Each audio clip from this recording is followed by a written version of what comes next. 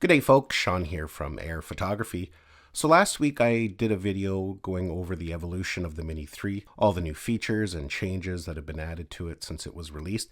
And in today's video we're going to do the same thing, but this time taking a look at the Mavic 3. Now in my opinion, the changes that the Mavic 3 has undergone is quite a bit more dramatic than the Mini 3. The drone we have today, the Mavic 3 we have today, is quite a bit different than the drone that was initially released. Although it was a pretty solid drone upon release, there was a lot of missing features, and there were some bugs that definitely needed to be worked out. Now, if you recall back when the Mavic 3 was released back at the beginning of November of 2021, during the DJI launch event, they did mention that a lot of the features that we would expect on it were not going to be available until a firmware update in January. There was a lot of mixed feelings about that. Some people thought they should have waited till the drone was ready before they released it. Others didn't care because they did warn us. Myself, I was kind of neutral on the issue.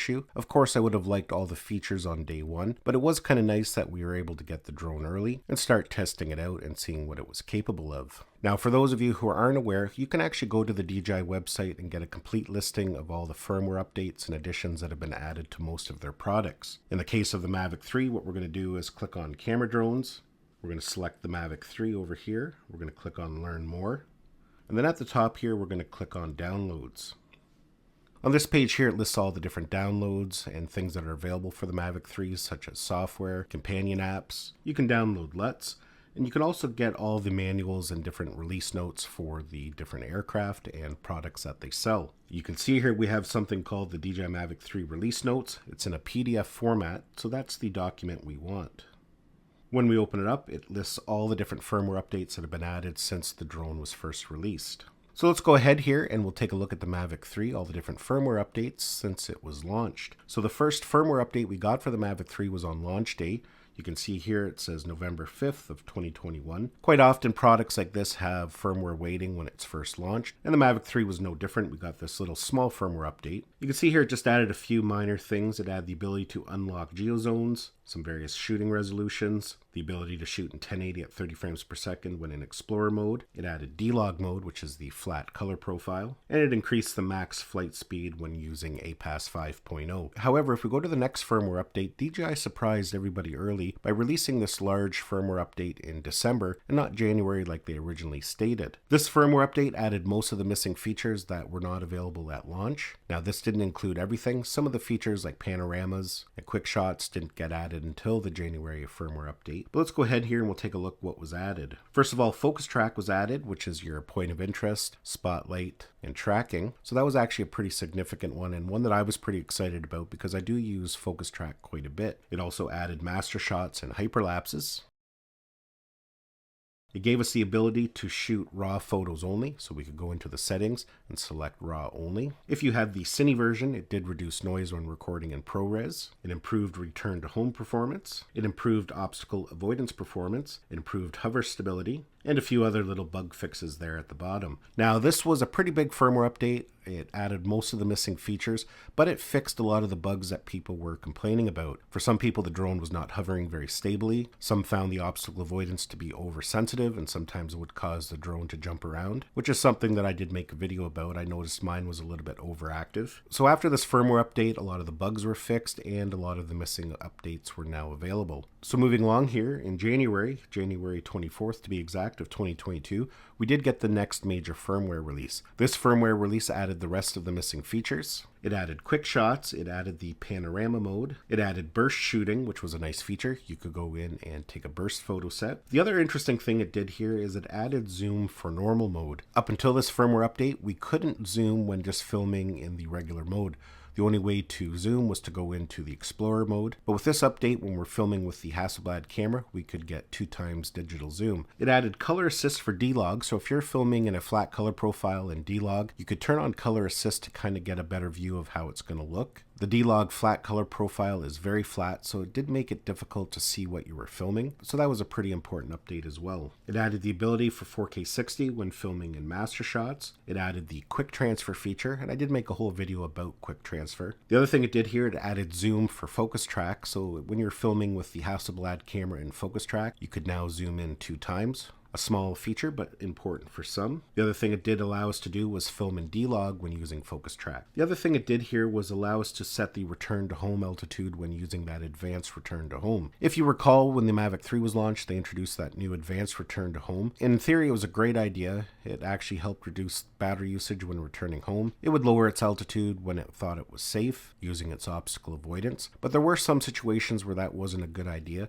especially if you were going to be flying in and around telephone wires, hydro wires. Sometimes that obstacle avoidance doesn't see those types of obstacles very well. So relying on obstacle avoidance while doing an advanced return to home wasn't always ideal. So being able to manually set that return to home height and force it to go home at a certain altitude was an important update for a lot of people. The other important thing it did here is it increased the sharpness when using the tele lens, especially when you had it at high magnification. The image quality was quite a bit better, and a few other minor changes as well. One important one it did add was the compatibility of the RC Pro here with the Air 2S, which a lot of people were waiting for. Now, March 23rd, we got another firmware update, and this was a minor one, but a very important one. If you recall, with the launch of the Mavic 3, a lot of people were complaining about how long it took to connect to satellites. Even myself, sometimes I was waiting upwards of 10 minutes. And I was comparing it to other drones that were available that, you could get a GPS lock in like 30 seconds. So that was kind of a pain with the Mavic 3. So this firmware update did address that. It didn't fix it for everybody, but most people noticed a great improvement. I find my Mavic 3 still takes a little bit longer to connect to GPS than some of my other drones, but it definitely is a little bit more tolerable now and not really an issue for me. This update also fixed some issues with quick transfer and fixed some other minor bugs. Now we fast forward to May 31st, we got another pretty substantial firmware update. One of the big things it did here is when we were in photo mode or video mode, it allowed us to jump directly into the tele lens. Up until that point, we had to switch to Explorer mode, but this update allowed us to go right into that tele lens. And I'll just show you a screenshot comparison here. Before that update, you can see we had the little binoculars there that put us into Explorer mode. After the update, it changed to a 7, so that would put us right into the 7x tele lens. Now, of course, we could still use the menu system and go into Explorer mode if you wanted all the features, but this definitely was a nice quick way just to jump back and forth. The other thing this firmware update did was add HLG for the Hasselblad camera. So again, that's another kind of filming mode, mainly to do with high dynamic range. Myself, I don't really film in HLG, but a lot of people were waiting for that feature. It added 1080 200 frame per second slow motion. It also allowed you to film in that HLG and D-Log when shooting master shots and quick shots. They increased the digital zoom when using the Hasselblad camera up to 3 times. Before that, remember when they added digital zoom to the Hasselblad camera, it was only 2 times, so they did increase that to 3 times. This update also added some enhancements when using the wide-angle lens. With this update, when using the wide-angle lens, you could now use focus track, quick shots, master shots, hyperlapses, whenever you had that wide-angle lens mounted. Added some new ProRes formats if you have the Cine version. They introduced a LUT that you could download on the DJI website if you're filming in D-Log. That brings it to the Rec 107. It also added a nifty option when bypassing using the APAS 5.0. That I'm not really sure. It's not something I use. I'm not really quite sure what that did, but it did add it. And a few other things here at the bottom. One thing it did do that was of interest is that it optimized the stability of the aircraft when shooting a hyperlapse. In June, we got another little minor update, fixed a few bugs, mainly to do with the IMU and the RC Pro. Nothing really major there.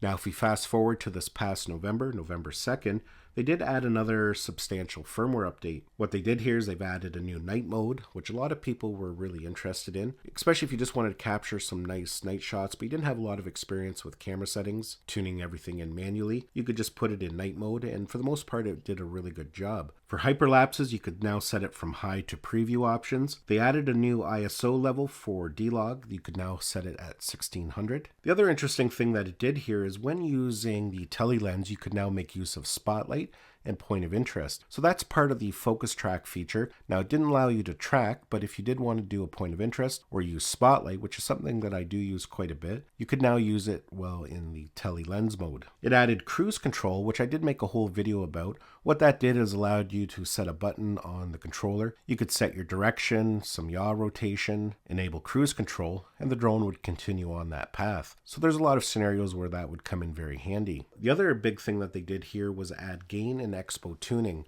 Basically what that did was allow you to set the speed, both when you're flying forward, when you're raising your altitude, when you're lowering your altitude. You could slow the drone right down. A lot of people complained when in cine mode that the drone was still flying too fast to get really nice slow cinematic shots. With this update, you could now set it quite a bit lower. And you could actually set it for all the different modes, cine mode, sport mode, and normal mode. So that was really a welcome feature. And you can see a few other things as well.